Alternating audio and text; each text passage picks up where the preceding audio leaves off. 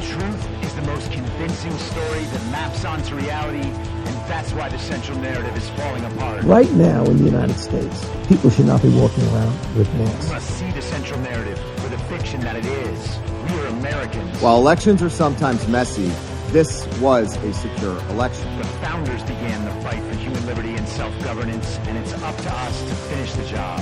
I'll tell you what, we are in a truth emergency right now.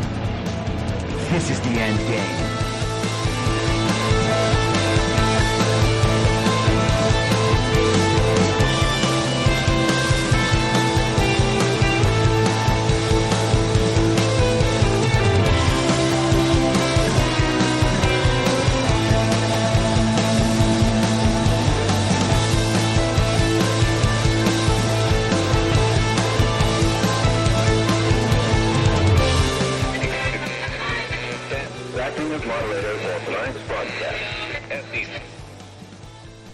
It's Tuesday, February 20th, 2024, the 1126th day of dystopia.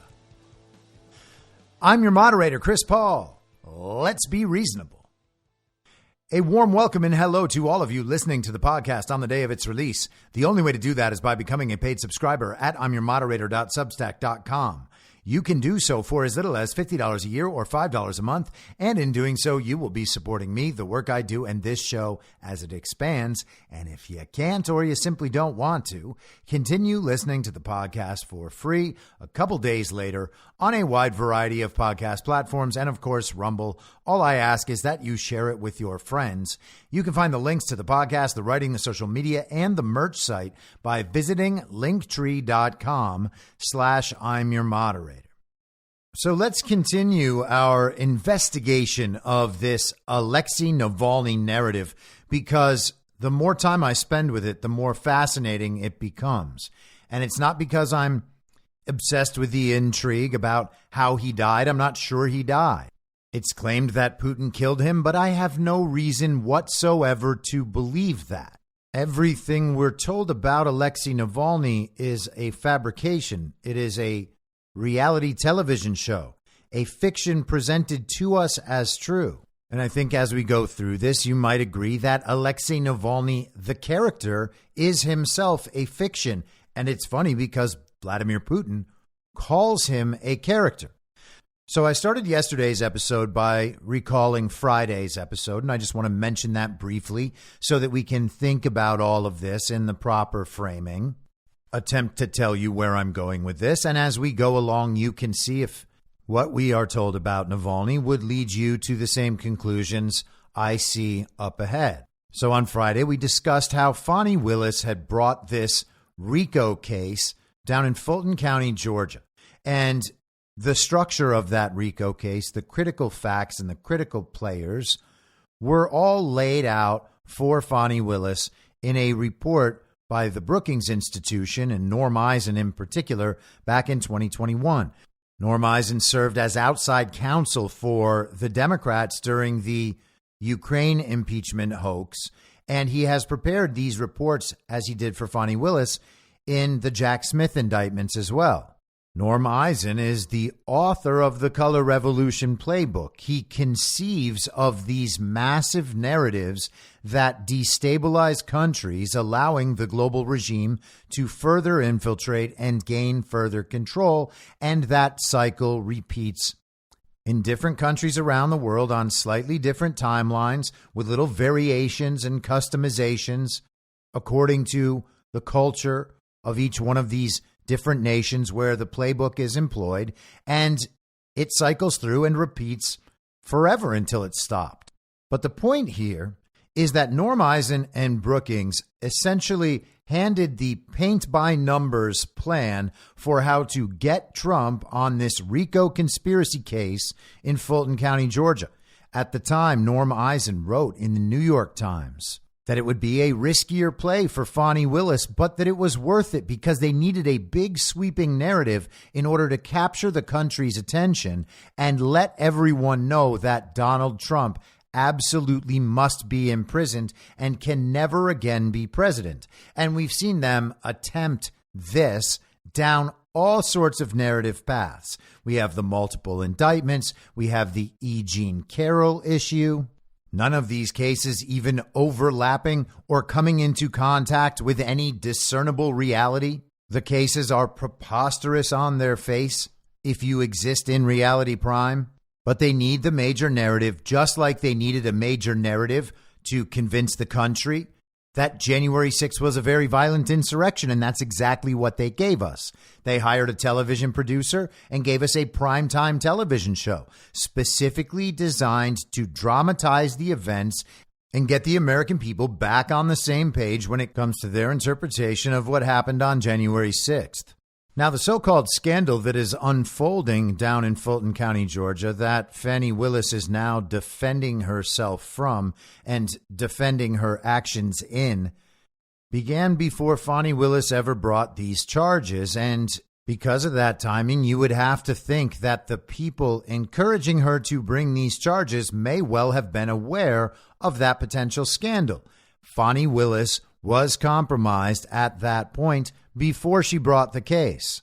It's entirely possible, therefore, that she could have been leveraged into bringing the case based on this compromise, and now this compromise is being burned and she is being taken down. Now, whether or not she'll be dismissed remains to be seen, but what we can see in the media as it delineates the bounds in which we can have this conversation about Fani Willis is that it's not only okay from the Fox News perspective to say what Fani Willis did is wrong and that the entire Trump prosecution is in doubt or in jeopardy. It's okay to say it even if you're in the CNN or MSNBC crowd. Fani Willis, we are told, is toast. She is getting the heat from both sides, and it seems like ultimately it's her own side that is going to burn her. And when you are clear about what the two sides actually are, they're not Democrat and Republican. It's the uniparty versus the people. It is, in fact, just the uniparty that is burning Fani Willis. The uniparty right and uniparty left have come into agreement that Fani Willis did something wrong. Now, we don't quite know why she's being burned, but we know that she is being burned. She's being taken down. Will she be dismissed and replaced with someone who's even better, who makes a bigger media and narrative splash? Will she be dismissed and that leads to the case being dismissed? Or will she be kept in place and continue prosecuting this case against Donald Trump, despite having been brought down so many pegs? And I think that might be where we end up.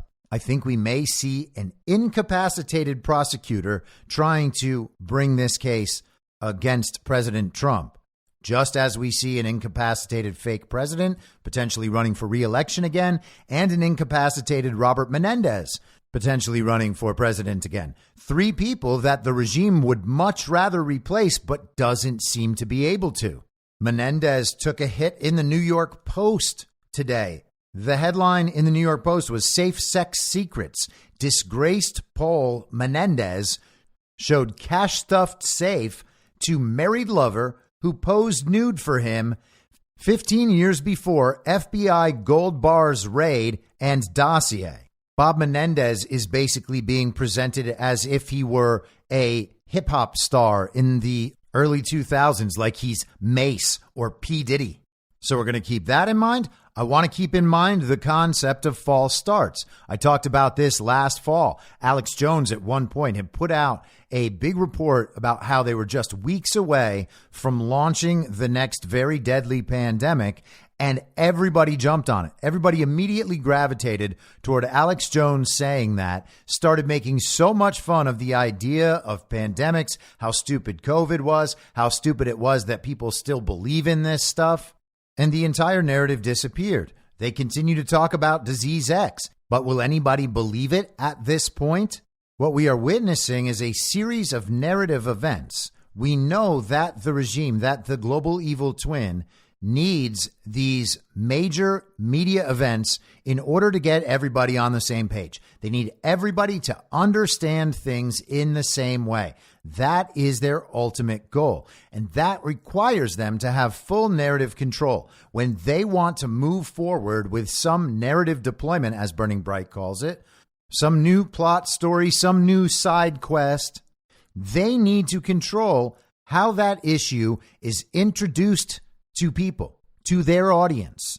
And if anyone else is able to preempt that, then their chances of success with a given narrative deployment drop rapidly to just about zero. That is the value of these false starts. And you might remember that last August, the Fani Willis prosecution, the indictment itself was victim to a false start. The indictment was leaked on the court website in the morning, widely reported, and that totally took the wind out of the sails of Fani Willis's big primetime spectacular about this indictment that she was bringing. It looked like a ridiculous television show after everyone had already been witness to the false start. If you understand that the narrative deployments collectively focus the collective mind and guide collective action and response, which then actually causes real effects in the real world from the narrative deployment, then you can easily understand how causing a narrative deployment to fail can prevent those negative consequences, those negative effects in the real world. Now, you might think I'm being unfair because the way I am presenting this assumes that what they are attempting to do with the narrative, the effects they want to cause in the real world, will be negative. But that is because their agenda is explicitly in opposition to the interests, the will, the needs of normal people. They tell you that all the time. I don't think I need to reestablish that here. So to state it simply, they are looking to cause some sort of condition in the real world to begin existing. To get there, they need to get everyone on the same page through the creation of a public narrative. If that public narrative fails, then the effect that they are looking for in the real world will not happen. So if you can cause the narrative to fail, you can actually prevent a negative consequence in the real world. And that false start effect is what you see when one of these is cut off right from the beginning. So you could see that in the Alex Jones example. You could see it in the Fani Willis indictment example. And I think we can see that in the Alexei Navalny example. I think we will also see that Alexei Navalny has been set up for this narrative purpose over the course of more than a decade. This is a significant investment in time and resources and attention and in character building. They were basically over time arming this big narrative bomb, and that narrative bomb would explode and it would remove Vladimir Putin from power. That is the effect they want to create ultimately in the real world. And so we are in the process of diffusing that narrative bomb. And the last piece of this framework I want to focus on is that I think what we will see with Alexei Navalny is that over the course of this decade, they were essentially creating a Manchurian candidate. We are witnessing the creation of a Manchurian candidate. And you might think, well, that's over now that Navalny has died. But wait, there's more, because the Manchurian candidate they're creating is not actually Navalny. It's his wife, Yulia Navalny. And if you think that's crazy, look what they tried to do with Volodymyr Zelensky's wife, and look what they have done with Michelle Obama. In fact, look at what they did back in the 90s with Hillary Clinton. And oh, by the way, there is a picture of Hillary Clinton and Yulia Navalny at the Munich Security Conference, standing face to face, basically wearing the same thing with the same hair color and the same haircut. So we got a bunch of concepts to pay attention to as we get into this, but I think that they all kind of intersect in a beautiful way in this Navalny story. So we have the idea of toast, these assets being burned now from their own side. We have false starts preempting a narrative deployment. We have the diffusal of a narrative bomb, and we have the building of a Manchurian candidate. So let's get started by heading back to RT.com, Russia Today. This is what our state media calls Russian state media. The headline from Friday: from Russian nationalist agitator to darling of Western liberals, who was Alexei Navalny? And let's get into a little more of his background. Alexei Navalny collapsed and died on Friday in a prison colony north of the Arctic Circle, where he was serving a 19-year sentence under Russian laws on extremist activities. He was 47. In the West, the Kremlin critic was heralded as the Russian opposition leader. In Ukraine, he was denounced as a Russian nationalist. At home, his legacy is complicated. Born in 1976, Navalny graduated from law school in 1998 and earned a degree in finance in 2001. He would go on to dabble in law, investments, and activism during his career, but kept coming back to politics. Between 2000 and 2007, Navalny was a member of the liberal Yabloko Party before co-founding an ethnic nationalist movement called Narod.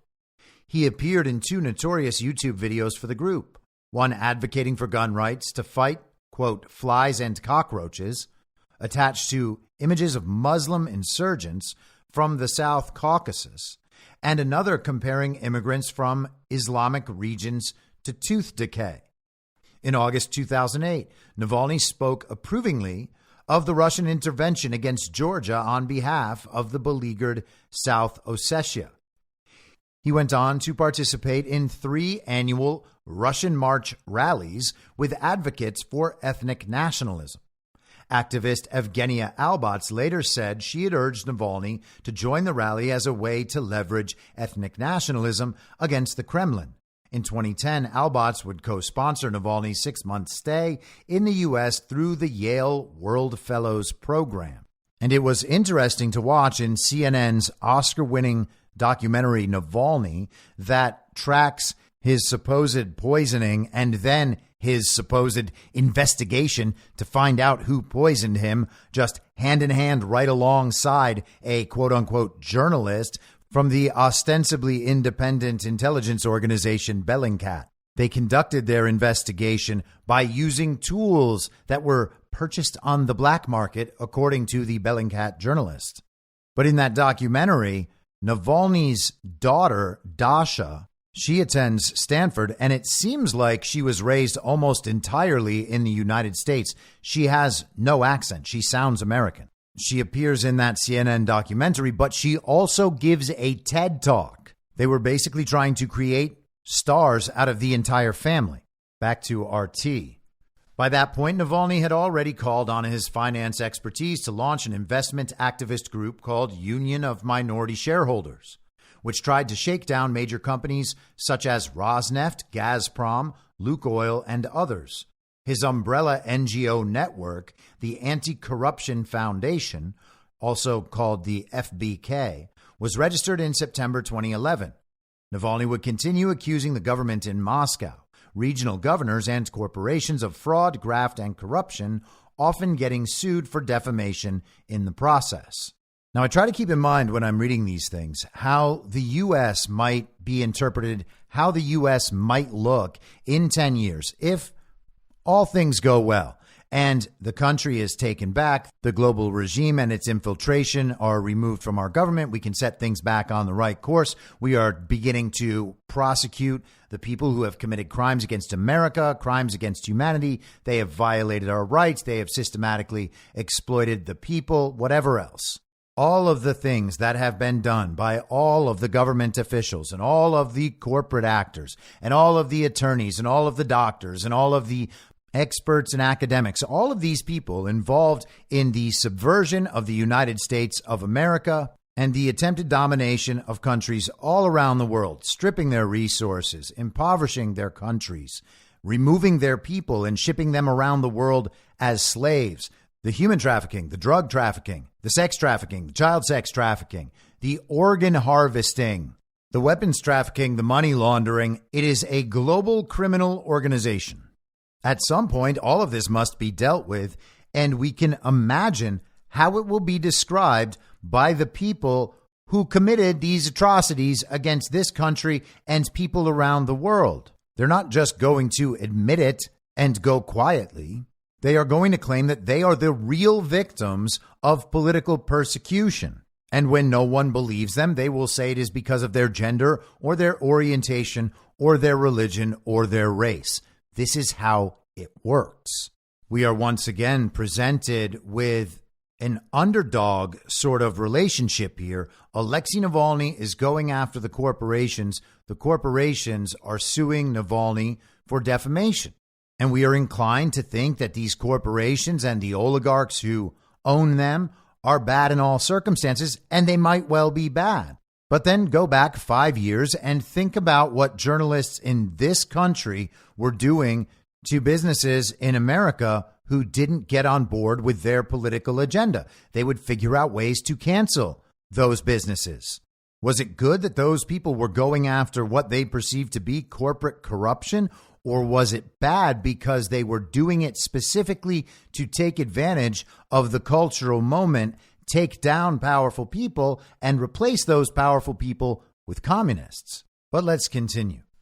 By February 2011, Navalny was dabbling in politics as well. He attacked the ruling United Russia Party as a collection of crooks and thieves, and in December claimed it had stolen the national elections.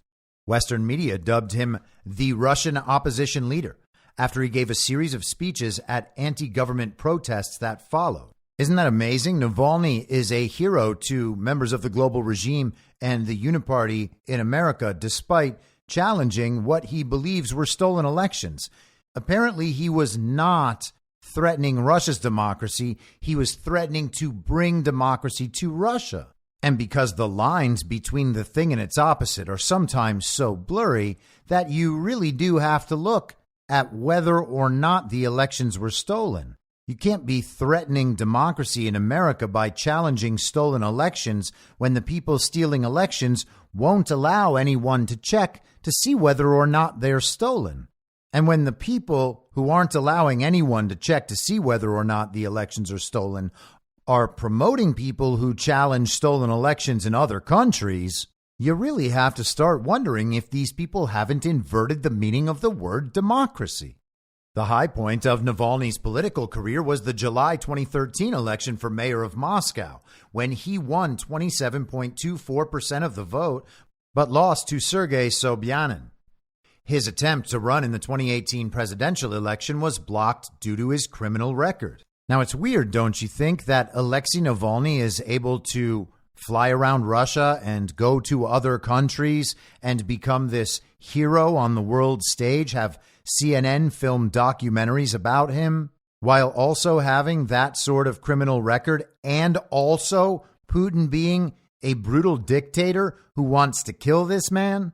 They're asking you to believe a blatantly incoherent story with obvious contradictions littered throughout it, and people will believe it because they like to get behind an underdog hero who promises to take down the big evil man. This is why the communists like figures like Adam Schiff or Adam Kinzinger or Michael Avenatti, someone with a media presence, someone who seems like they know what's up and seems like they're just evil and ambitious enough to get what everybody wants, which is take down the big evil man. The regime loves building up these characters. Just a bit more here from RT. Navalny's first criminal conviction was for embezzlement from Kirovles, a state forestry company. And I have no idea if I'm saying that right or not. In 2013, he was sentenced to 5 years in prison, but this was later changed to probation.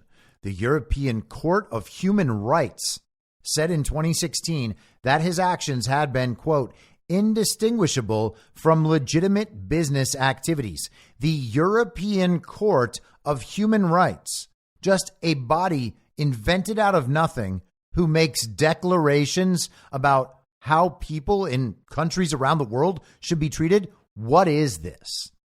At the trial, Navalny denounced the charges as politically motivated and railed against the disgusting feudal system in which, quote, 100 families, end quote, were allegedly looting Russia.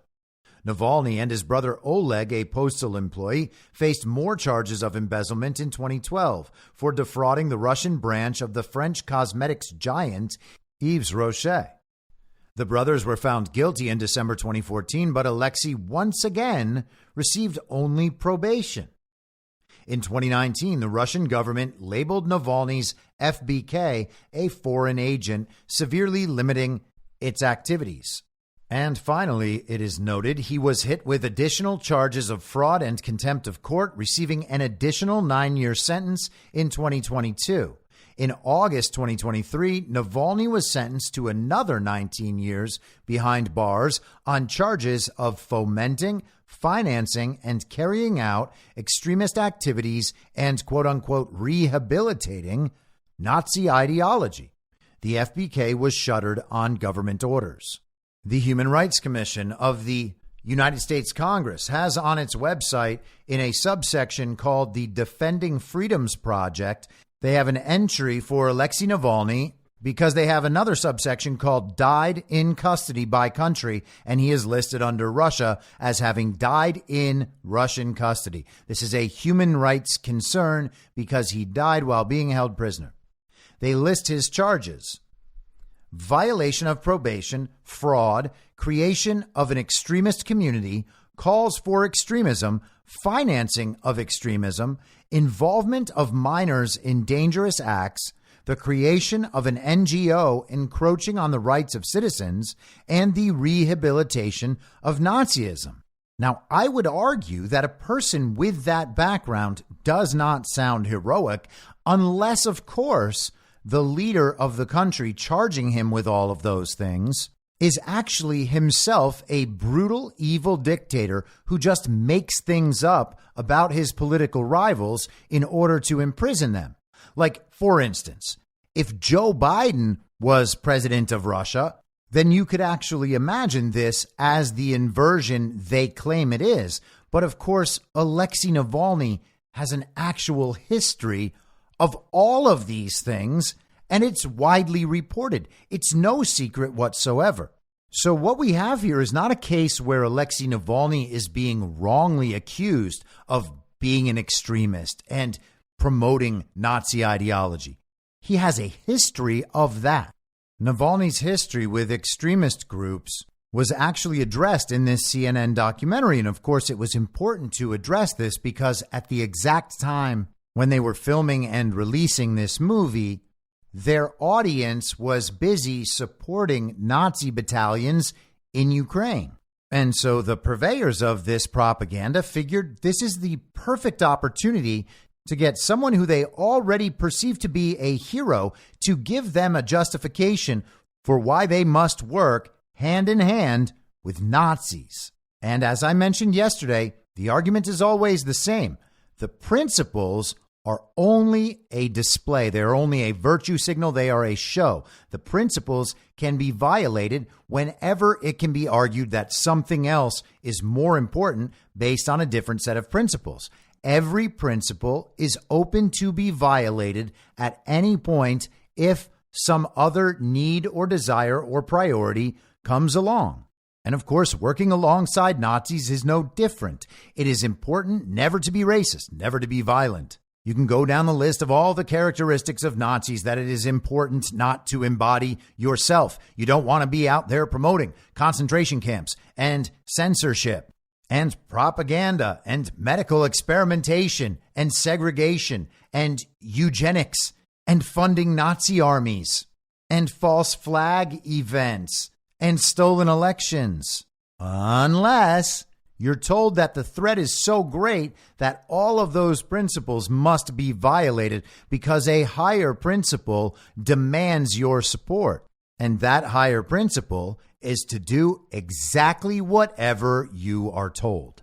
This is from the CNN documentary Navalny. The first voice you're going to hear is by a man named Grozev, who is the journalist, in quotes, from Bellingcat.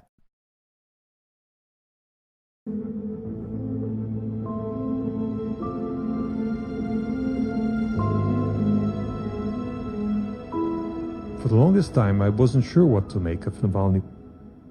I had always wondered how much of an independent figure he is, or is he one of the many fake opposition figure created by the Kremlin?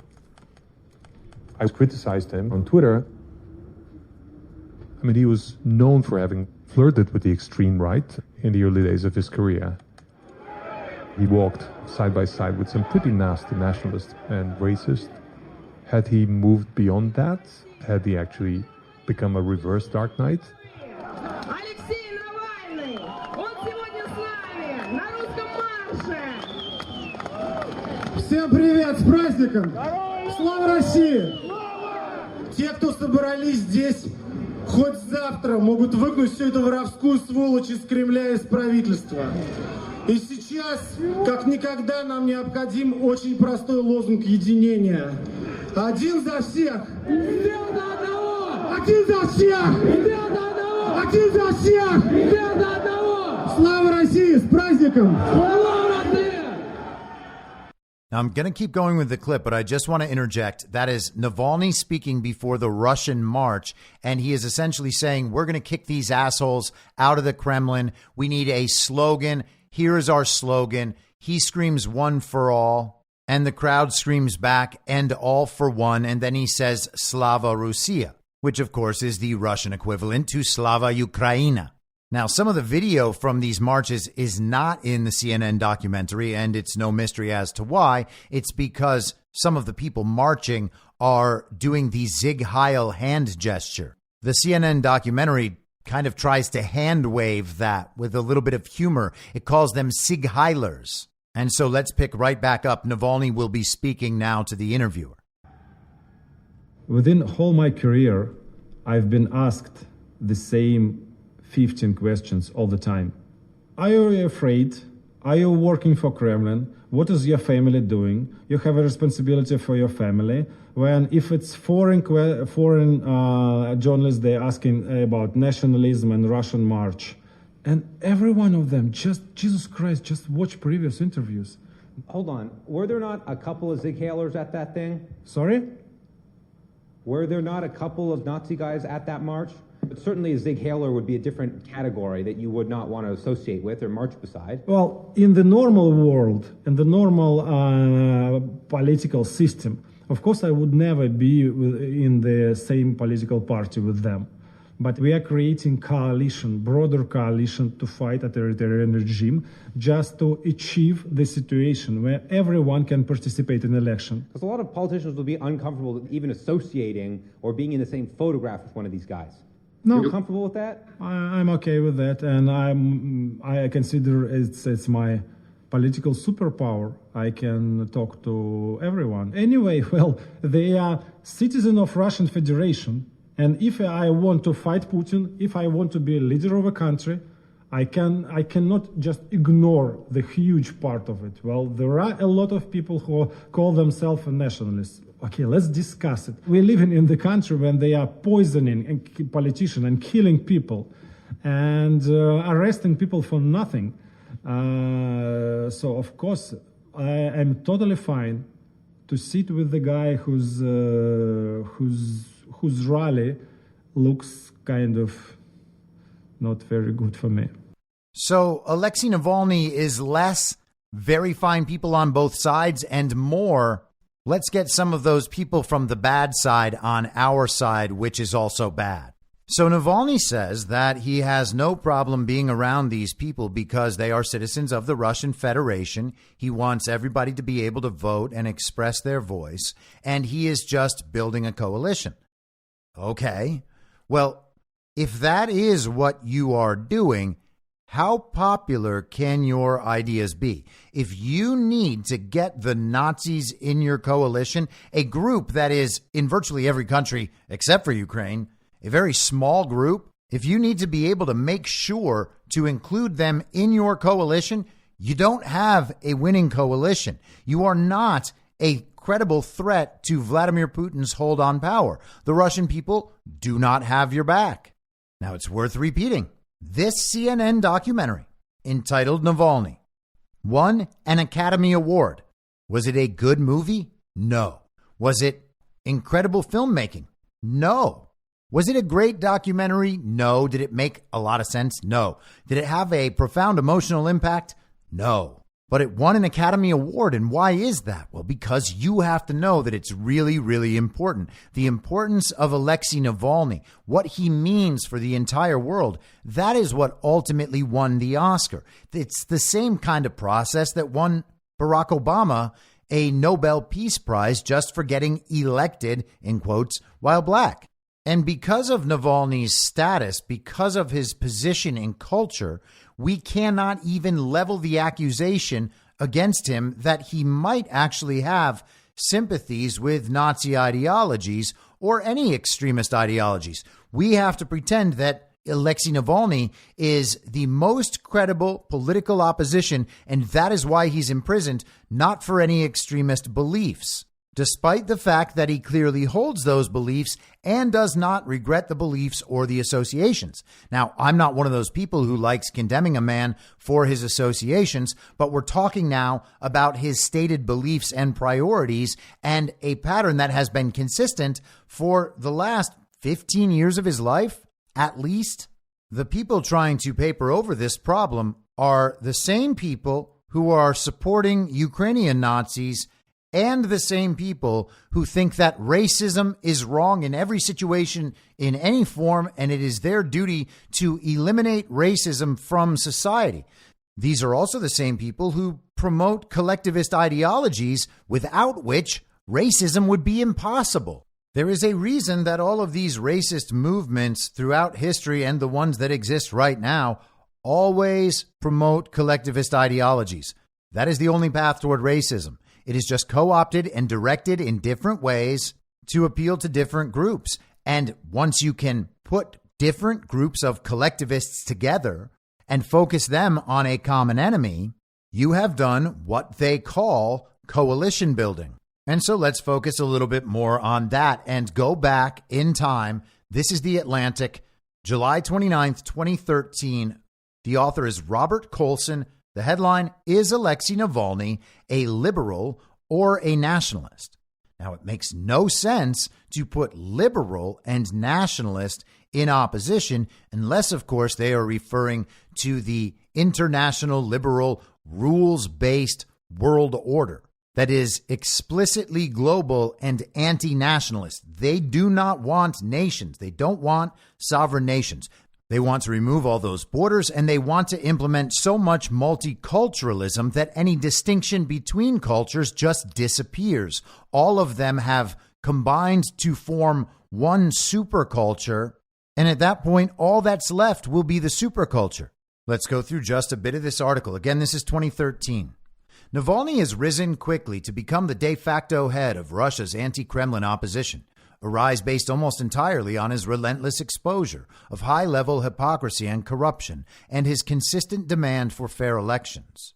While those positions are broadly endorsed by Russia's liberals, some have voiced alarm about Navalny's association with ethnic Russian nationalists and about some of his statements that they say are dangerously inflammatory. Now that he is the leading opposition candidate in the September 8th mayoral election in Moscow, his past positions are coming under increased scrutiny, including by some who have coordinated the opposition to President Vladimir Putin's role for more than a decade. Controversially, Navalny has participated in the annual Russian March, a parade uniting Russian nationalist groups of all stripes. He has also endorsed a nationalist-led campaign called Stop Feeding the Caucasus that has called for ending federal subsidies to the corrupt and ineffective governments of Chechnya and other North Caucasus republics. He also supported Russia in its war against Georgia in August 2008, using a derogatory term for Georgians in some of his blog posts and calling for all Georgians to be expelled from Russia. He has since apologized for using the racist epithet, but says he stands by the other positions he took at that time.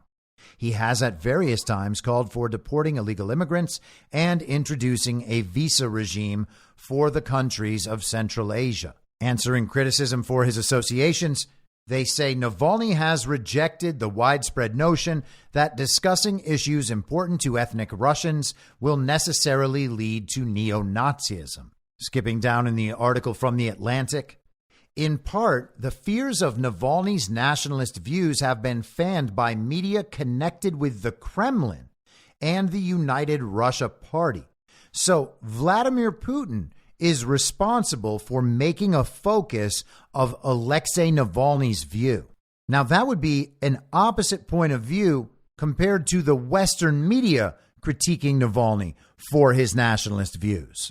They're saying big bad Putin is just trying to score political points against Alexei Navalny by bringing up his actual past. This tells the reader this is not a real view that you should accept and take on and understand and maybe yourself criticize Alexei Navalny. No. You have to ignore this because this is just Vladimir Putin's political attack strategy. And we know that Vladimir Putin is very bad. Therefore, we too have to defend Alexei Navalny's past prior relationships with neo-Nazis and the fact that he continues to justify that position. The article concludes this way. Opposition leader and former Deputy Prime Minister Boris Nemtsov has urged Russians to support Navalny despite his concerns about some of Navalny's positions and their past tactical disputes. Liberal journalist Matvey Ganopolsky agrees with Nemtsov, saying, I am completely pragmatic in my attitude toward Navalny. For me, he is a tool. His opinion about the authorities in Moscow, about the anti-Kremlin mood, completely correspond to my own, Ganopolsky says. I want to see honest elections in Moscow. I don't have any other candidate. At the bottom of the Atlantic article, it notes this post appears courtesy of Radio Free Europe / Radio Liberty. And Radio Free Europe is a U.S. government-funded media organization. So a foreign-based U.S. government-funded journalist is running interference for Alexei Navalny and arguing that we must work with him despite those associations because the big bad man is just so big and just so bad. And of course, that is the exact same rationalization we see so often here in the United States when these same people are once again and again violating their principles in order to somehow defeat Donald Trump. Everything is worth it because of the threat that Donald Trump and his MAGA Republicans pose to our democracy. Now let's look at an article by Masha Gessen in The New Yorker back in 2021. The headline is The Evolution of Alexei Navalny's Nationalism. And let's just first take a look at who Masha Gessen is. This is her Wikipedia entry. So the CIA approved official story about Masha Gessen. Masha Gessen is a Russian-American journalist, author, translator, and activist who has been an outspoken critic of Vladimir Putin and Donald Trump. She is fully, astoundingly Trump deranged. It is unbelievable. Gessen is non-binary and trans and uses they-them pronouns. Gessen has written extensively on LGBT rights. Described as Russia's leading LGBT rights activist, Gessen has said that for many years, they were probably the only publicly out gay person in the whole country. They now live in New York with their wife and children. Gessen was born into a Jewish family in Moscow to Alexander and Yelena Gessen. Gessen's paternal grandmother, Esther Goldberg, the daughter of a socialist mother and a Zionist father, was born in Białystok, Poland in 1923 and emigrated to Moscow in 1940. Esther's father, Jacob Goldberg, was murdered during the Holocaust in 1943, either in the Białystok ghetto or a concentration camp. Gessen's maternal grandmother, Ruzia Solodovnik, was a Russian-born intellectual who worked as a censor for the Stalinist government until she was fired during an anti-Semitic purge. So she was a censor for the communists, but was fired during an anti-Semitic purge. Gessen's maternal grandfather, Samuel, was a committed Bolshevik who died during World War II, leaving Ruzia to raise Yelena alone. Okay, so communists, socialists, Zionists, and their granddaughter is somehow a prominent voice in American media despite all that. You see, her family did not support the worst regimes of the 20th century. In fact, they were victims. And one last note from Wikipedia before we get back to her article in New Yorker. Here's an entry from her Wikipedia bio under the headline, Radio Liberty. Oh, wait, that's the exact same organization that Robert Colson, the Atlantic writer, was involved with. Radio Free Europe and Radio Liberty. In September 2012, Gessen was appointed as director of the Russian Service for Radio Liberty, a U.S. government-funded broadcaster based in Prague. Shortly after their appointment was announced, and a few days after Gessen met with Putin, more than 40 members of Radio Liberty's staff were fired. The station lost its Russian broadcasting license several weeks after Gessen took over. The degree of Gessen's involvement in both of these events is unclear, but has caused controversy. And of course, we are also supposed to think that that is very bad, Putin being an authoritarian. But the question is, should countries be required under free speech principles to allow other hostile nations to use the airwaves to promote the propaganda of those hostile nations? Now, I spent time on her background because that is important based on the perspective that she provides in these pieces in The New Yorker. She has a big piece from just the other day on Navalny's death, and we'll go through a bit of this. But this is from back in 2021, February 15th, so almost exactly 3 years ago. The evolution of Alexei Navalny's nationalism. In this article, she writes, "Over the years, I've had a couple of arguments with Navalny and a few with friends whose support for him flummoxed me. A mentor of his who is Jewish, a tireless campaign volunteer who is American.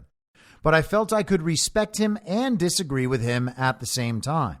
Nationalist leaders have, historically, often played key roles in building democracies, and it's not as if I had to decide whether to vote for Navalny. So his views are okay, even though she is Jewish, because she doesn't have to vote for him herself, so she can simply see the good side and believe that he is effective as a tool, and also that nationalists of his stripe have helped to effectively build democracies. In fact, nationalists of his stripe are being currently supported by Masha Gessen in Ukraine." She outlines some of the criticism of Navalny. She writes, "The Kremlin, which for years banned his name from the airwaves, has accused him of staging his own near death and unleashed a propaganda offensive against him, deploying, among others, the accusation that he is a far-right ethno-nationalist. In the English language press, the socialist magazine Jacobin published an article branding Navalny as an, quote, anti-immigrant nationalist who cannot be trusted. The British journalist Anatole Levin, who covered Eastern Europe in the 1980s and 90s, has warned against idealizing Navalny. And the NYU professor Elliot Borenstein, one of American academia's most prolific commentators on contemporary Russia, wrote on Facebook, he's not Nelson Mandela, he's Aung San Suu Kyi. And Aung San Suu Kyi is the deposed fake president of Myanmar.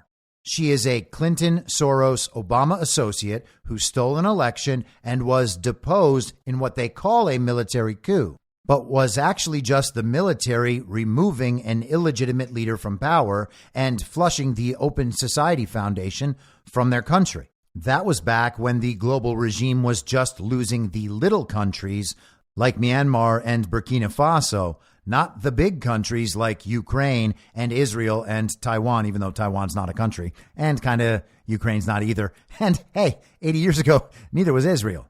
Now remember, this constantly triggered Jewish lady whose family was socialist, communist, Bolshevik, and Zionist is defending Navalny against people who have a problem with his quote-unquote nationalism, which, by the way, isn't nationalism. It's just racism. It's just the tool from the collectivist toolbox. It always is, and he's using it how it's always used.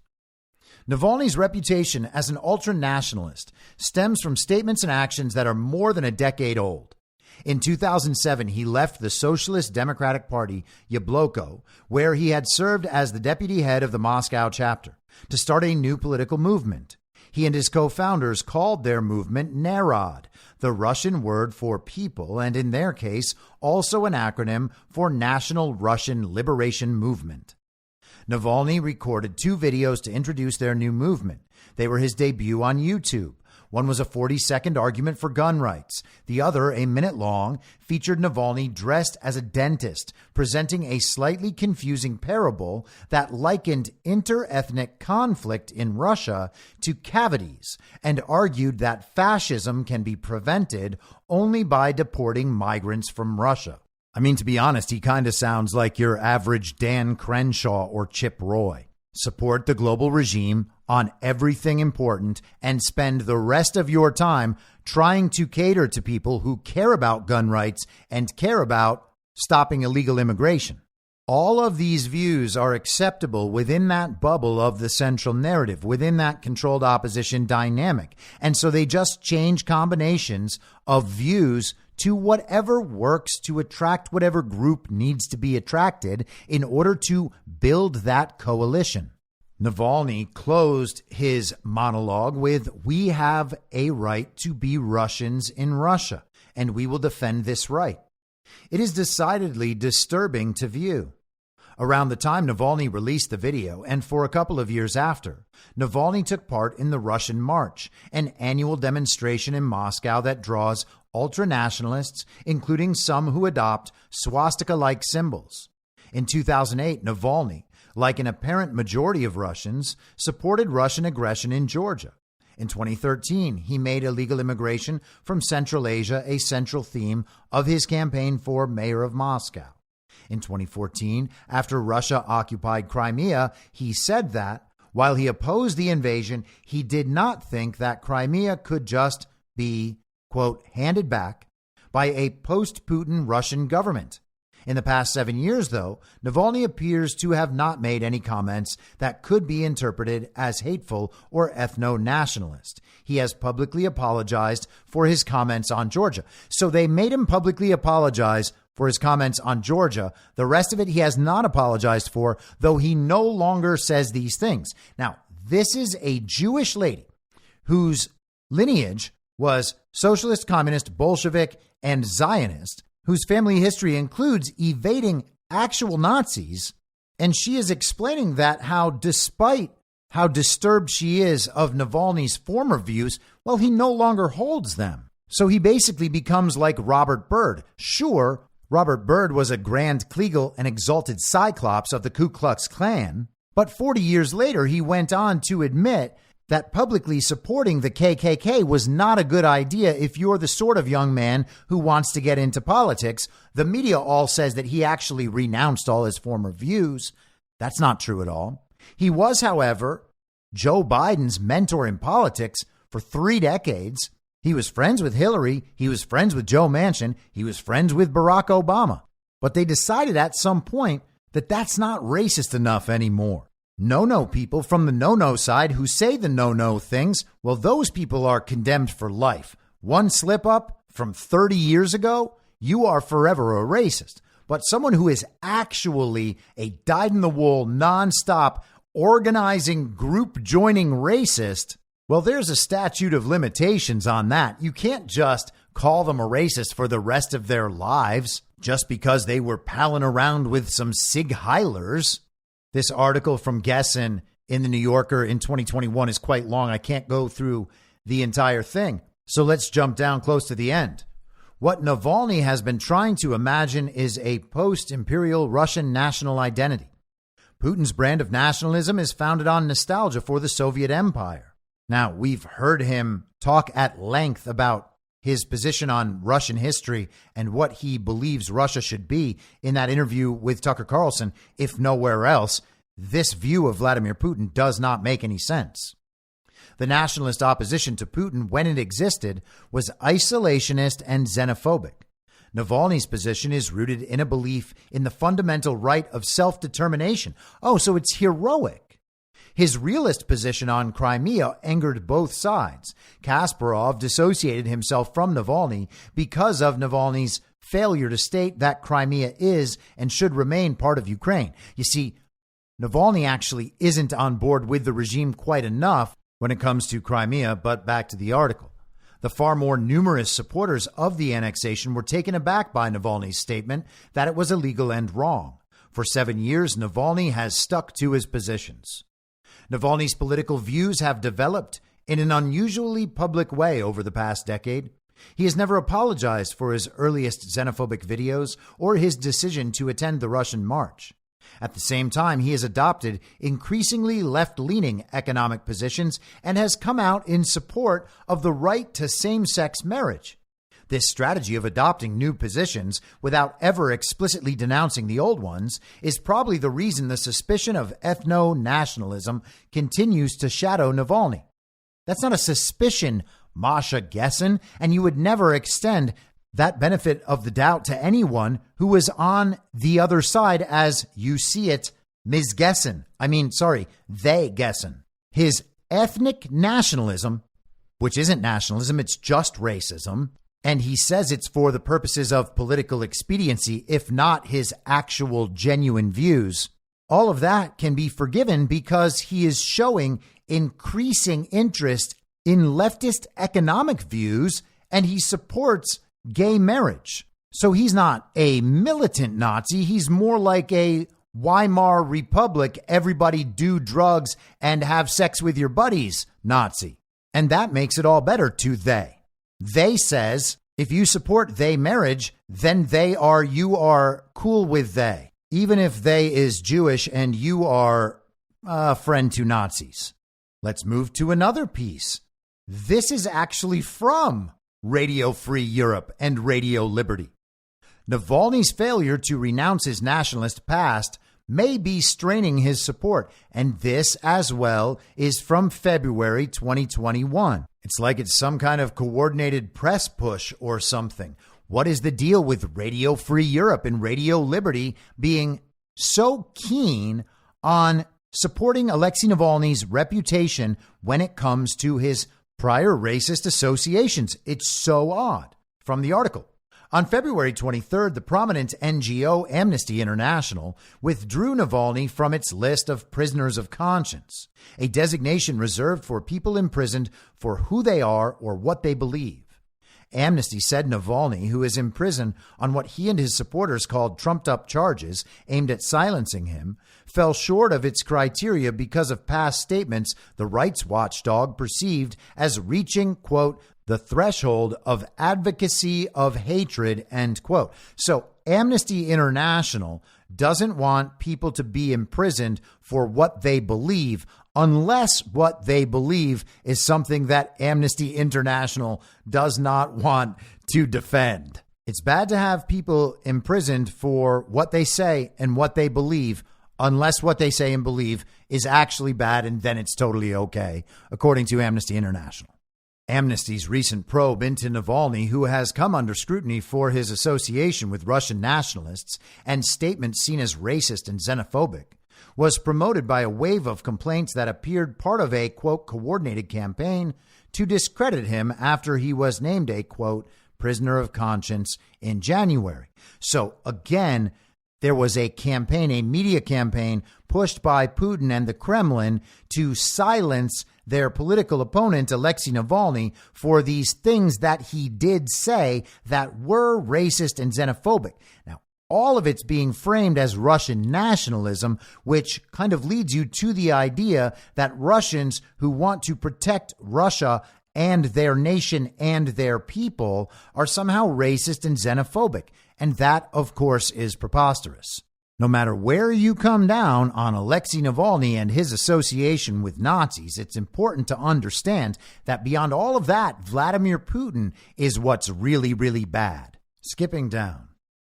In the 2000s, a loose alliance with ethno-nationalism was seen by some Russian opposition figures marginalized by an increasingly centralized system as a way to get a foothold in politics and ultimately create a unified movement to challenge Putin, who has also referred to himself as a nationalist and has played on nostalgia for the Soviet Union. In 2011 and 2012, for example, a huge wave of protests against Putin's rule saw active involvement among nationalists. You got that? So Nazis were opposed to Vladimir Putin, and so it's important to side with those Nazis because Putin is the real threat. I know you might think that it would make more sense to side with Putin against the Nazis, But you're simply not thinking of that the right way from the perspective of the global regime. You see, the Nazis are on their side whenever Nazis are needed to face a much bigger, more important threat than Nazis, even though Nazis are, in other cases, the worst possible threat ever, and any association with Nazis at any point in your life can end your political career unless you are on the right side. Navalny hinted at this idea in an interview with Polish journalist Adam Michnik that formed part of a co-authored book released in Russian with the title Michnik Navalny, Dialogues in 2015. The basis of my approach is that you have to communicate with nationalists and educate them, Navalny said.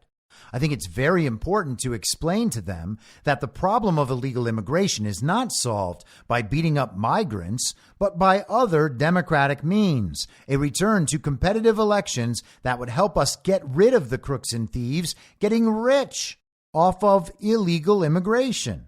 More recently, Navalny's political activism appears to have undergone a leftward shift, with the anti-corruption crusader championing new trade unions and promising to help Russia's workers secure higher salaries after years of falling real wages. I see no contradiction in promoting trade unions while at the same time demanding a visa requirement for migrants from Central Asia, he told the news magazine Der Spiegel as he recovered in Germany after being poisoned in Siberia in August last year. Now, again, all of that is assumed by people from this perspective to be true, despite the fact that there is absolutely no proof whatsoever that Navalny was poisoned in Siberia at any point. But what we can see here is the marriage between his ethnically centered collectivist ideology and these new left-wing economic ideals that he cares about. And again, a lot of this is about skewing the understanding of left and right. There is nothing about racism, which requires collectivism, that makes it an ideology of the right. Nationalism does not turn socialism into an ideology of the right. All of these collectivist ideologies are ideologies of the left by definition. Communism, socialism, fascism, Nazism, the Bolsheviks, these are all left-wing movements. They require the collectivist understanding to even seem coherent. The article concludes this way. The ultimate aim for Navalny, Volkov suggested, and that's his chief of staff, is for opposition to Putin in Russia to achieve critical mass. He believes that if you don't talk to the kind of people who attend these marches, they will all become skinheads, Volkov said. But if you talk to them, you may be able to convince them that their real enemy is Putin. And once again, we see a common strategy. Get the intelligence assets to target people who might lean toward extremist ideologies, cater to their viewpoints, take them seriously, promise them potential political power, which, by the way, you are prepared to deliver, and get them on your side. Your collectivist supporters will not care. They are happy to just switch their aims. They don't have real principles. Bring the Nazis on board. If they can bring a bunch of people in to help their cause, it's totally worth it, because the number one most important thing is to get rid of Vladimir Putin. Now, why are they so obsessed with getting rid of Vladimir Putin? And why is the global regime also so obsessed with getting rid of Vladimir Putin? It's like they're on the same side. And oh yeah, they are on the same side. But wait, that doesn't make sense. The global regime, the uniparty, the evil twin faction, wherever it exists, says that it opposes racism in the most powerful terms. And then they just keep ending up with people who promote racism. Just all over the world, the worst, most heinous racists, the most brutal cartels and terrorist organizations, all of the extremist groups of the world, all infiltrated by global intelligence organizations and funded by them, and they all happen to produce political leaders that wind up parts of all of these causes. If you talk to them, you may be able to convince them that their real enemy is Putin. Get all of those collectivist groups that have already been divided. They already understand their relation to another oppressor class. They are the victim class no matter what. And then you combine all those victim classes and you tell the public that this is our coalition. Each and every one of these individual groups, these oppressed political groups, understand that despite their oppression being caused by X, Y, and Z entities, their real enemy isn't any of those organizations that oppressed them. The real enemy is this big, powerful enemy who is so dangerous that all of these other organizations need to oppress you in order to oppose that big bad guy. So the only thing that can be done in a situation like this, the only choice we have, is to join forces with all of the oppressive organizations and all of the victim classes. We will all just have to subjugate ourselves to this need and to this cause, because we just have to end the rule of this big bad guy. And just one more piece to hammer this point home. Al Jazeera, this is from August 2023. My good friend Burning Bright sent this my way. The headline is "My Fears and Hatred.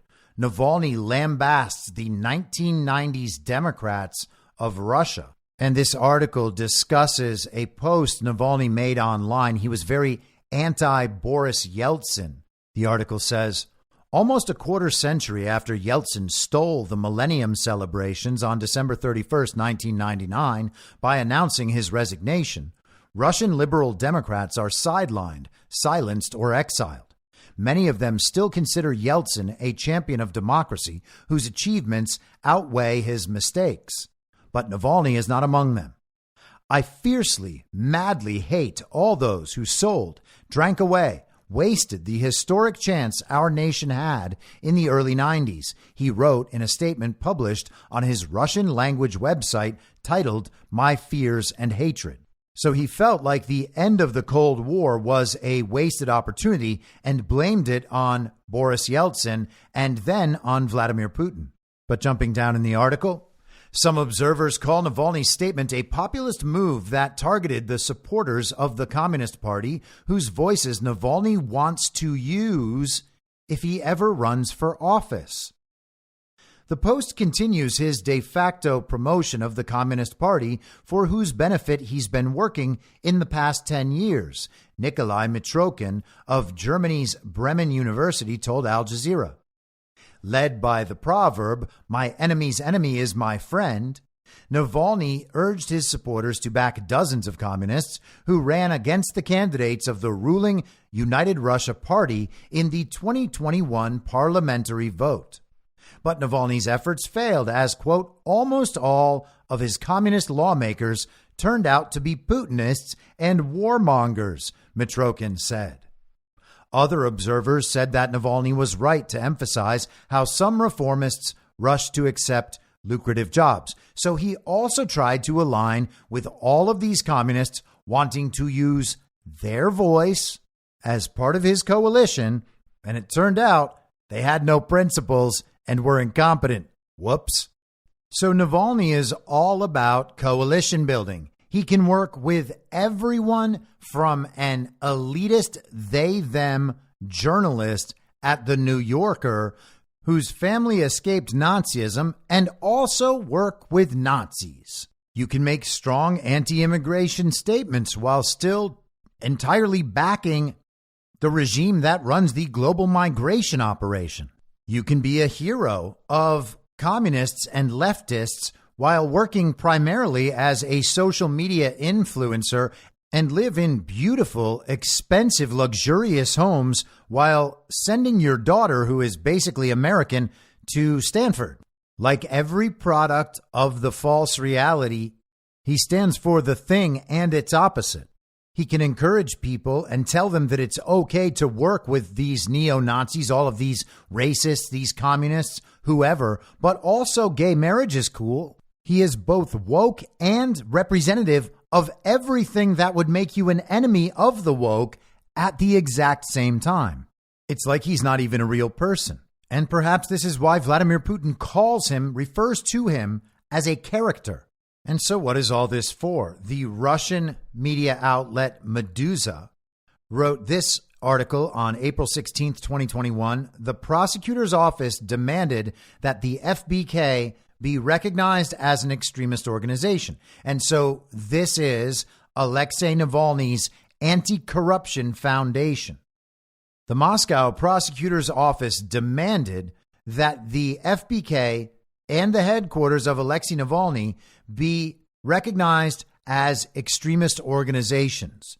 The corresponding lawsuit was filed with the Moscow City Court. According to the agency, under the guise of liberal slogans, these organizations are engaged in the formation of conditions for destabilizing the social and socio-political situation. The prosecutor's office believes that the actual goals of the organizations are to create conditions for changing the foundations of the constitutional system, including using the scenario called color revolution. So how about that? Alexei Navalny's organization is essentially the Russian equivalent of Black Lives Matter and Antifa, both collectivist, Marxist, extremist organizations who use violence and intimidation as political tools, who organize to overthrow governments. They are organized and funded, and their actions are scripted by the global regime and people specifically like Norm Eisen. That was April 16th, 2021 in Meduza. This is the New York Times from April 29th, 2021. Navalny's network crumbling under Kremlin pressure. Associates of Alexei Navalny said they were shutting down their nationwide network of regional offices on Thursday, even as the imprisoned Russian opposition leader vowed in an online court appearance to keep fighting the emperor with no clothes in the Kremlin. Disbanding Mr. Navalny's 40 regional offices became inevitable in recent weeks, an aide to Mr. Navalny said, amid the Kremlin's latest efforts to stifle political dissent. Prosecutors are seeking to have Mr. Navalny's movement declared an extremist organization. A Moscow court this week ordered Mr. Navalny's groups to halt all public activity pending a final ruling in the extremism case. The article argues that Putin's suppression of all dissent has reached a new phase where he is now ready to dismantle the operations of his key opposition, this Navalny figure, who again has never at any point presented an actual credible opposition, despite the fact that he is constantly portrayed as doing so by the global propaganda media to audiences in the West. Let's pick the article up here. The independent news media has also come under increased pressure, with one of the most popular Russian-language news websites, Meduza, fighting for its survival after being declared a foreign agent by the Russian government last week. And so that's the website that we were just looking at. It is apparently still online. Still, Mr. Navalny appears determined to remain at the helm of the opposition to Mr. Putin, even from prison, where he is serving a 2.5-year term for violating parole for what rights groups say was a politically motivated conviction for embezzlement. And what a framing that is. Rights groups say that it was a politically motivated conviction for embezzlement. So some rights groups, in quotes, rights groups, say that it was a politically motivated conviction. And that, to the New York Times, is all the news that's fit to print. They would never lie. They would never exaggerate. They would never make anything up. But they will just reprint uncritically any words said by anyone who is a member of anything that could be called a rights group. Now, here is some fine propaganda from the New York Times. Quote, "Your emperor with no clothes has stolen the banner of victory and is trying to fashion it into a thong for himself," Mr. Navalny said, addressing the judge, according to audio recordings published by Russian news outlets. All your authorities are occupiers and traitors. So this is very tough talk against Vladimir Putin. Also the sort of talk that will get made into headlines. He sounds like Greta Thunberg screaming that you have stolen her childhood. How dare you? How dare you? And if you think there aren't people writing these lines for people like Alexei Navalny, you're wrong. Though naturally it is possible that Navalny just comes up with this stuff on his own. I mean, he is first and foremost an Instagram influencer. He just videos himself all day long. In the CNN documentary, he even shows his daughter how to use TikTok. What a cool dad, being able to use technology even better than the teenagers. The Times follows. During a break in the proceeding, Mr. Navalny spoke with his wife, Yulia Navalnaya, over the video link in the courtroom. He told her that wardens had taken him to a sauna on Wednesday to improve his appearance before the public saw him. He told her he was gradually increasing the number of spoons of porridge he was consuming as he came out of his hunger strike.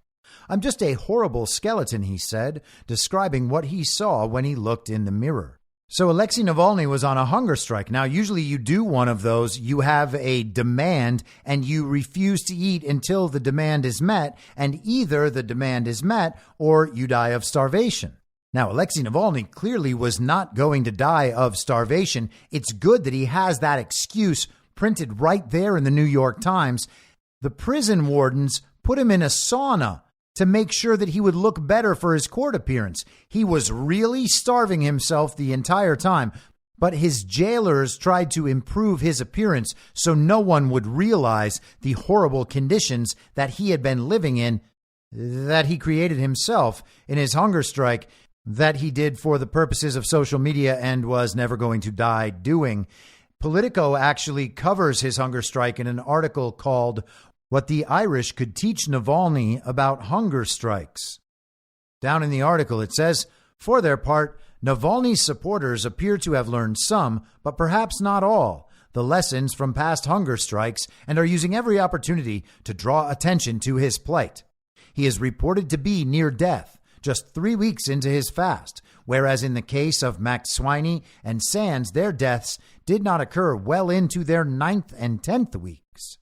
It is possible that Navalny's general health is in such a poor state after his poisoning with Novichok last summer that he is likely to die after a much shorter fast. And again, it's important to continue pointing out there is no proof anywhere that he was poisoned, that it was Novichok, or that Vladimir Putin or anyone associated with him did it. But nonetheless, it is taken for granted by all Western media outlets and most of the people following this story. Back to this Politico piece. The one way to be sure of this is to allow his doctor or an independent non-Russian medic to care for him, which would mean Navalny could start taking nourishment again. Starving to death is hardly worth it for such a minor reward. So Navalny should not die on this hunger strike, and indeed he didn't. That court appearance mentioned in the New York Times article was just a week later. And one last paragraph from the New York Times piece. The Navalny Group's network of offices started ahead of Mr. Navalny's failed attempt to challenge Mr. Putin in the 2018 presidential election, grew into the most expansive nationwide political infrastructure outside of the existing set of Kremlin-sanctioned opposition parties. The offices agitated for a boycott of the 2018 election, in which Mr. Navalny was barred from running, and worked on a coordinated effort to undermine pro-Kremlin candidates in local and regional elections that the Navalny team called, quote-unquote, smart voting. And so let's jump over to Wikipedia and find out about smart voting. Smart voting is a tactical voting strategy put forward by the team of Alexei Navalny with the aim of depriving the ruling United Russia Party of votes in regional and federal elections. The goal of smart voting is to consolidate the votes of those who oppose the party, which Navalny dubbed as the, quote, party of crooks and thieves, end quote. On November 28, 2018, Alexei Navalny launched the Smart Voting Project. Initially, the system was mainly aimed at depriving the nominees from the politically dominant United Russia Party of their victory in the elections to the post of governor of St. Petersburg and the Moscow City Duma on 8 September 2019. Navalny explained the strategy as follows. The parties themselves cannot agree and nominate a single candidate against United Russia, but we can agree on this. We are different, but we have one policy. We are against the monopoly of united Russia. Everything else is mathematics. If we all act smartly and vote for the strongest candidate, he will win and united Russia will lose. And we can see a similar strategy emerging here in the United States. Pursuing ranked choice voting is one of the approaches to a problem like this. They need to keep one political party from power, and they don't care who else wins besides that, so they just want to back whoever has the best chance of defeating that party they can't allow to hold power. Think about what we are about to see in the United States. The regime, the evil twin faction, the Uniparty in the United States wants to make sure that MAGA and America First do not get Trump elected first and foremost, but regardless, they have to be absolutely certain that he doesn't go in there with a full MAGA House and a full MAGA Senate and MAGA candidates winning state positions all around the country. They can't have that, so they will devise whatever strategy they need to get people elected who are not that. And that was Navalny's strategy. It doesn't matter what political views they represent. They just need to be anti-Putin and anti-United Russia. They will find candidates who have the best chance of defeating United Russia in any of these small races, and they will coordinate support for that candidate regardless of political views, because the only priority that matters is getting the no-no people out of office. This is essentially the same approach that the Uniparty is using right here. And just as an aside, this might be a good point at which to mention the fact that Putin's chief opposition in Russia is actually the Communist Party of the Russian Federation. The communists are the ones who oppose Vladimir Putin in the greatest numbers. The Wikipedia entry mentions it is the second largest political party in Russia after United Russia. The youth organization of the party is the Leninist Young Communist League. And Putin expressed his disdain for Lenin in the interview with Tucker Carlson. So it's just another one of those misunderstandings that we have here in the United States, that we have here in the quote unquote West. Vladimir Putin is strongly opposed by communists. He is not a communist. Russia is not a communist country. Russia is less communist than California. The communists in Russia are the ones claiming that Vladimir Putin is stealing their elections. But they're communists. Stealing elections is their thing, because otherwise they can't win elections. They haven't received more than 20% support for president or in their legislative elections in nearly 25 years.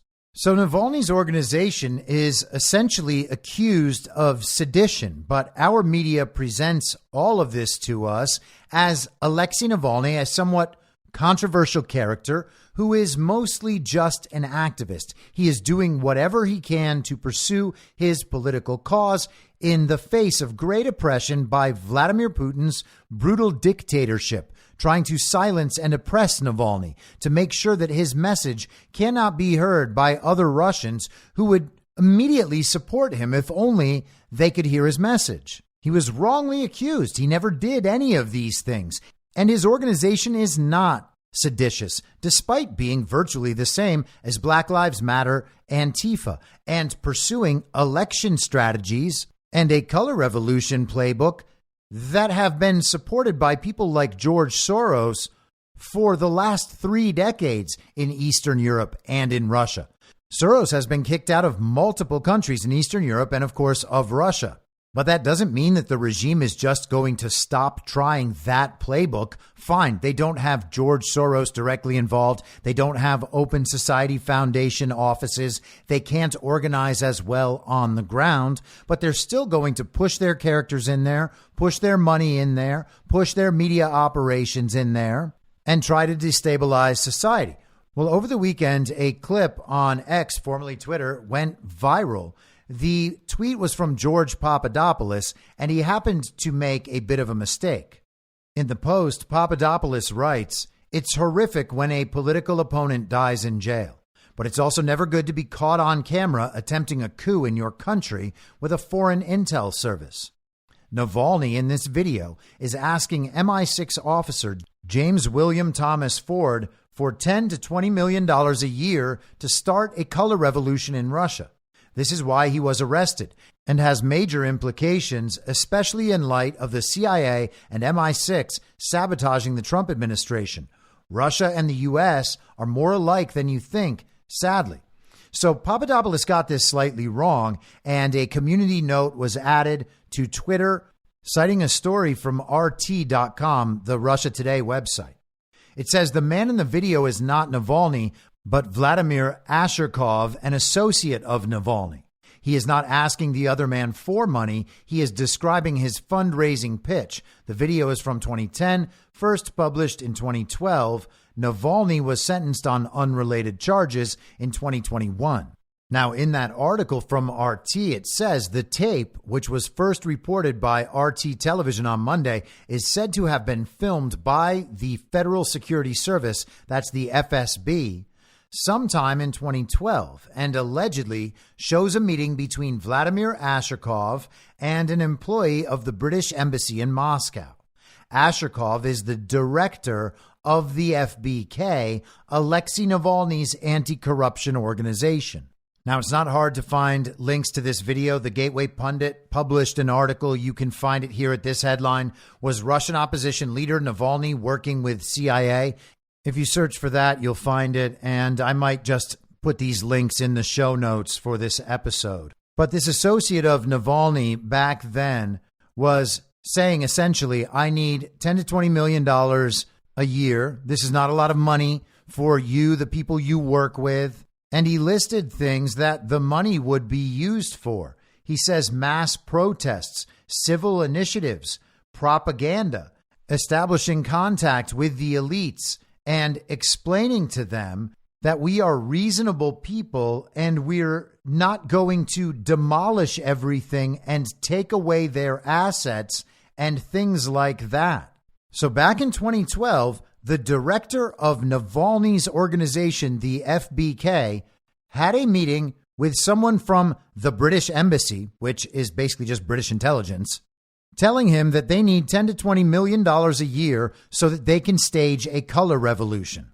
Now, I don't know if they ever got the money, but I do know that Alexei Navalny lives in a very nice house. It is extremely stylish and well appointed. It's the sort of house you would just love to show off in your little videos that you film all day and night of yourself. So Navalny and the media that supports him, they claim that his racist past is over and that only the Kremlin uses it as a political weapon to silence Navalny and silence his movement, to marginalize them. And yes, he associates with communists. Yes, his key associates meet with members of British intelligence, essentially, asking for millions and millions of dollars to stage color revolutions in Russia and overthrow Vladimir Putin. But they're not guilty of sedition and anti-governmental behavior. He shouldn't be put in jail. You see, he's actually the underdog. He's the good guy in all of these situations. If anyone should be put in jail, it's Vladimir Putin. I mean, he could have just gone along with the global regime's entire agenda, and then he wouldn't have to deal with people like Alexei Navalny. But he's just there leading Russia and trying to make Russia strong without the global regime. And that's not allowed. So anything that is done in the name of removing him from power is actually really good, even if you're just doing the absolute worst things with the worst people all the time. And none of it in any way could ever be considered remotely democratic. And we can see the parallels here between Navalny's group and Black Lives Matter Antifa. And of course, we know the sorts of politicians that have taken advantage of Black Lives Matter Antifa, none more so than Barack Hussein Obama, who was also, like Navalny, a Marxist community organizer, a person with a law degree but no accomplishments as an attorney, a very effective social media presence, who is far better in clips and sound bites and packaged PR products than he is in real life, someone who is adept at identifying with both the thing and its opposite whenever it's necessary. someone for whom hype is far more important than substance. It's like they have a certain model and they can just replicate that model and build it from nothing all around the world. And they don't have to stop at 1. They can create 5. They can create 10. They can create 2,000. This is the model that they want. AOC is basically a less effective model of this than Navalny and Obama are. They're all basically just constructs. They are collections of characteristics. They have no coherent ideology. They represent everything and its opposite. And they attempt to come to power by, quote unquote, building coalitions, meaning collecting groups that will side with them, whose votes they can claim ownership over in order to convince everybody else we have this very broad coalition. People across the political spectrum like what we're doing and support us. And therefore, everybody with those same identity markers is also one of our supporters, at least in the public narrative. And you might think, does this really work? Can they just create someone out of nothing and then claim that all these groups support that person and convince everybody that, well, I mean, I guess if all those groups support that person, it's certainly not hard for the TV to convince standard issue villagers that they also have to support that person. And all of a sudden you have this massive left-wing coalition that doesn't even have to exist because the image and the understanding of the massive coalition does exist. And that's all they need to get someone elected. Because as everyone knows, in any country where they have power, they implement their election system so they can control outcomes of elections. The only thing at that point that you need is a convincing narrative about how this leader could have won. They build these things from the ground up. And in part 3, I will wrap this up and we will talk about some of the fallout and some of the implications. And we'll plan on doing that tomorrow. But if there is big breaking news, maybe we'll switch focus for a day and come back to it. But with the holiday weekend and President's Day yesterday, there's kind of been this news void over the last 3 days, which has been a little weird. We're so used to so much happening all at the same time. It's weird to have a few quiet days in a row. And Saturday, Sunday, Monday, we're all kind of quiet relative to what we've become accustomed to. But regardless, I will be back tomorrow at the same reasonable time on the same reasonable podcast network. I don't have a network. Masks and lockdowns don't work. They lied to you about a pandemic, and Joe Biden will never be president. In my mind, that's the end game. If you're listening to this episode for free, you can support me and support the show and the work I do by signing up for a paid subscription at imyourmoderator.substack.com. You can do so for as low as $50 a year or $5 a month. Comes out to under $0.25 per episode, and you'll blast right through the paywall for all of the writing. The merch store is www.cancelcouture.com, and you can find everything else by heading to Linktree, linktree.com/I'm your moderator. And I'll see you soon out on the range.